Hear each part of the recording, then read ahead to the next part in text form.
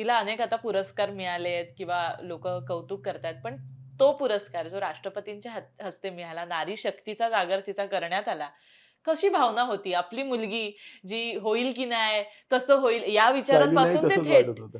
थेट राष्ट्रपती, कसं वाटतंय तुम्हाला? सायलीलाही तसंच वाटत होतं. तिला राष्ट्रपती 2012 जास्त मध्ये आवडतं. हां. हां. जास्त. काय वाटलं तुला जेव्हा राष्ट्रपतींनी तुला पुरस्कार दिला, नारी शक्ती म्हणून तुझा सन्मान करण्यात आला? मला ना मग त्यांनी दिलं होतं. हो. बरं. का दिलं? का? ते सगळे देशात फिरून आले. हां, बरोबर. त्यासाठी सन्मान केला. 2012 मध्ये तिला पहिला राष्ट्रीय पुरस्कार मिळाला. हं. त्यावेळेला राष्ट्रपती होते श्री प्रणव मुखर्जी. बरोबर. तो अवॉर्ड तिला रोल मॉडेल म्हणून मिळाला. हं. दुसरा अवॉर्ड तिला स्पंदन अवॉर्ड म्हणून होता. हं. तो दिल्लीमध्ये मिळाला आणि तो त्यावेळेला मुकुल वासनिक बरं. हे त्या सोशल डिपार्टमेंटचे प्रमुख होते. त्यांच्या बरं. हस्ते मिळाला. बरं. 2013 मध्ये Limca book of records award तिला मिळाला दिल्लीमध्ये हं. आणि तो नारायण मूर्तींच्या हस्ते तिला अरे मिळाला. वाह! आणि त्यानंतर तिला नारी शक्ती अवॉर्ड मिळाला 2022 मध्ये. त्यावेळेला राष्ट्रपती होते आपले रामनाथ कोविंद बरोबर. आणि त्याच वेळेला आपले पंतप्रधान मोदी, हं. नरेंद्र मोदी यांनी तिचा सत्कार केला, तिच्याशी गप्पा मारल्या. आणि आता 2024 मध्ये हां. द्रौपदी मुर्मू हं. राष्ट्रपती यांनी तिला दिल्लीमध्ये 15 ऑगस्टच्या कार्यक्रमामध्ये सहभागी करून घेतलं होतं. किती मानाची आणि मोठी गोष्ट आहे.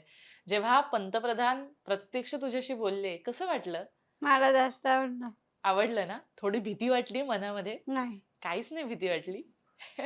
पण खऱ्या अर्थानं कौतुक करण्यासारखीच मुलगी आहे द्रौपदीला त्याच्यामुळे. काय भेटायला गेले? हां. सर्व माझ्यासाठी पुढे जातात. मराठी पुढे नेतेस तू असं? पुढे नेतात. अरे वाह! हं. असं बोलले तुला? मराठी पुढे नेलंयस. अच्छा. मराठी पुढे नेले.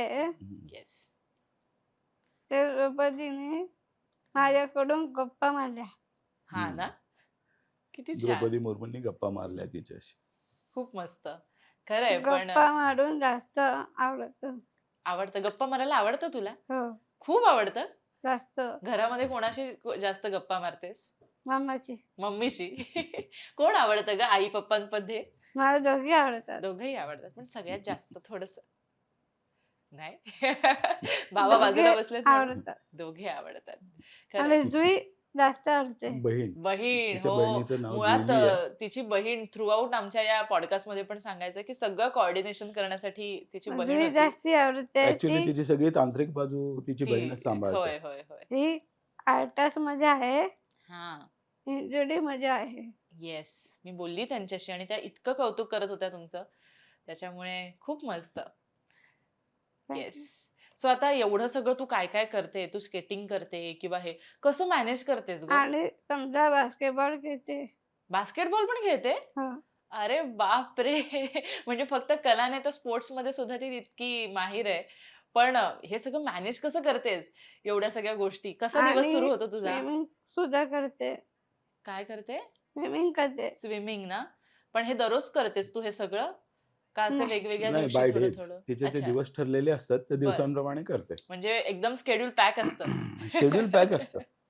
आणि बरं. इतरही गोष्टी करते ती. हो. सगळ्या सगळ्या गोष्टींना तिच्याकडे वेळ असतो. बरं.